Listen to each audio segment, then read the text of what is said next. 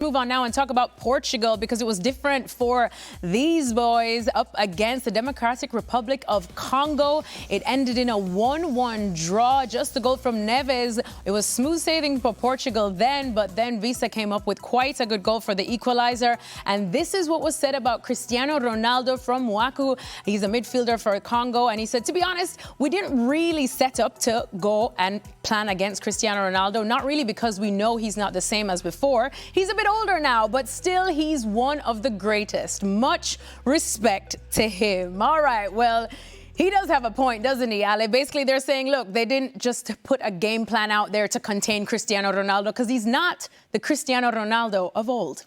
Well, look, I know this is going to sound random, but my lovely wife, who, bless her, doesn't know a whole lot about the game, but is watching the game while I'm watching the game, and she, in her glorious knowledge of the game, said, but he's not even moving. He's not doing anything. I said, yeah, I know, babe. I know. I know. It's so obvious to see that he just doesn't give you a whole lot. If he's not scoring goals, if he's not creating or he's not getting opportunities because he's not creating opportunities for himself or for anybody else, then the team is playing so that they can find an opportunity for him. And it just doesn't work. He seems to be on the way of things, in the way of this team actually getting forward with some sort of rhythm. Honestly, he doesn't participate in the build-up. He's obviously not running in behind. He's not chasing around defenders and trying to harass them whenever they're trying to come out with the possession. And whenever he did have a couple of half chances, they went straight out of bounds. Then it starts to bring about the conversation that we've had all along coming into this World Cup. Will Roberto Martinez be able to make the big decision? And as this game is going on, and we see that it's getting out of control for them, and now Gonzalo Ramos is about to come on, and I'm thinking, oh, Roberto Martinez is about to make the big decision. Here it comes. Oh, no. Nope. No, we're taking off Vitinha and we're putting Gonzalo Ramos right next to Cristiano Ronaldo. This team has a lot of talent around Cristiano Ronaldo, and much like DR Congo and their players, much respect to Cristiano Ronaldo, what he has done over the course of his career. But right now, he is not useful to this team based on what we saw today. This team is, they're instead of making the correct decisions, what the game calls for, they're making the decisions that feature Ronaldo or please Ronaldo. And that's not a way to play this game at a high level. It limits Portugal. It's what we saw today. That was the evidence. It's hard for me to say that, but that's what was very clear to see today. Stevie, as a manager, this is a difficult decision that Martinez will have to make. We talked about it even in club football with Arne Slot and Mo Salah, that situation at Liverpool. But right now with Roberto Martinez, he has to make this tough decision, doesn't he? If you're the guy in charge, if you make the final decision, every time you make a decision, it has to be for the good of the team. Has to be for the good of the team. That's rule number one. Because if you don't do that, then everybody else will start picking up and hold on a second. We're doing favours here, or this guy, why is this guy playing? This guy shouldn't be playing. So Roberto Martinez has to start picking a team that's for the team. And it doesn't, to me, look like that. Because there's nothing that Cristiano has done, not only in the warm-up games, but in this game today, that justifies him starting the next game or staying on the field. So that is... Roberto Martinez has to look in the mirror and decide, am I going to upset somebody or am I going to do what's best for the team?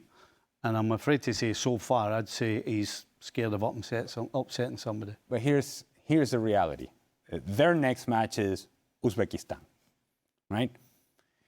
And if you know anything about the last few years for Cristiano Ronaldo playing for Portugal, Uzbekistan is the sort of team in which he scores 2 goals and we're all good. He'll thrive. We're good. We're all right. That's fine. And that, I think, is what's going to happen, is that Roberto Martinez will double down on Cristiano Ronaldo, will not hear the noise, and all of this conversation will be dismissed, and he's just going to say, that's my guy. And he, more than likely, will score a goal or 2 against Uzbekistan, and then it takes this team down the wrong path. Because long term, in this competition, as we get into the latter stages, they're going to need more out of that position than what they're getting right now. Well, this game is going to be the same as today. Because today, most people thought, DR Congo, this is another chance to pad up his numbers. Well, guess what happened? It didn't work. So there's your lesson. You got to learn your lesson, Mr. Coach. Mr. Coach. Well, speaking of that, despite all the firepower that Portugal did have on the pitch as well as coming off of the bench, Stevie, the Democratic Republic of Congo held their own defensively. Who stood out to you? Do you know what? I think the best tackle of the day, no question, was Wan-Bissaka. One of our own. And the biggest, it wasn't just the tackle, but it was actually the timing of it. Because it was 1-0 to Portugal. Mendes, his opposing fullback, had made a fantastic run in behind, was clean through. But Wan-Bissaka, a little turn of speed, those big long legs that he's got, just when Mendes was about to pull the trigger and he blocked it. Now, that would have made it 2-0. This game would have been done, in my opinion. So not only was it a superb challenge, but the timing of it, because of the score, because of what it meant, it kept Congo in the game. I mean, as much as anything, that one defensive play has gotten a point for Congo. Ala, you appreciate a good defensive tackle, don't you? I know you were on the receiving end of many of them, and he ended up diving a lot of the time. Whoa. But this one, what did you make of that? What did you make of Congo defensively? Well, are we talking specifically about that tackle or just overall from Congo? A bit of both. Okay, well, specifically on that, he's on the wrong side of Nuno Mendes. Yep. So he has to get around him to get to the ball, which is quite risky, but it's what the play called for. And to Stevie's points, it really, it saves, that tackle saves the game for DR Congo, because at that point then it felt like, okay, maybe we have a chance here, maybe we have an opportunity. What I thought was really good from them is that how organized they were.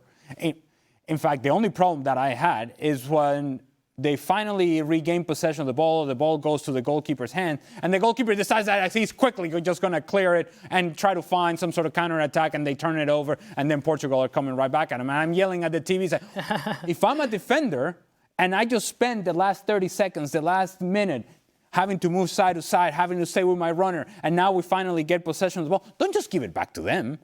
That's the one part that I didn't care so much about. But in terms of their organization and how well organized they were and how willing they were to, once the ball went into wide areas, let's go and try to get numbers around the ball, because that's perhaps an area where Portugal would have some success and did have some success, is that Conceição will get to the end line, or maybe you get something from Rafael Leao. By the way, Rafael Leao on the field, maybe he was on the field. I don't know, because didn't really have an impact. But give some credit to DR Congo in that they were able to double up in those wide areas to force Portugal to try to find another way into the box. I feel so much better after watching this game that Jamaica did not qualify, because if we did beat the DR Congo, it would have been us up against Portugal, and I'm pretty sure the result would have gone very differently. Okay. All right. We agree. Yeah. I know, exactly. Yeah, good thing that you're over it, though, that you've turned the page. I'm still not over it. I'm never going to be over it. Anyways, make sure to join us as we have a full breakdown of all of the action we saw today in the World Cup on the next edition of ESPN FC, midnight Eastern time. But still, please join us over on ESPN 2.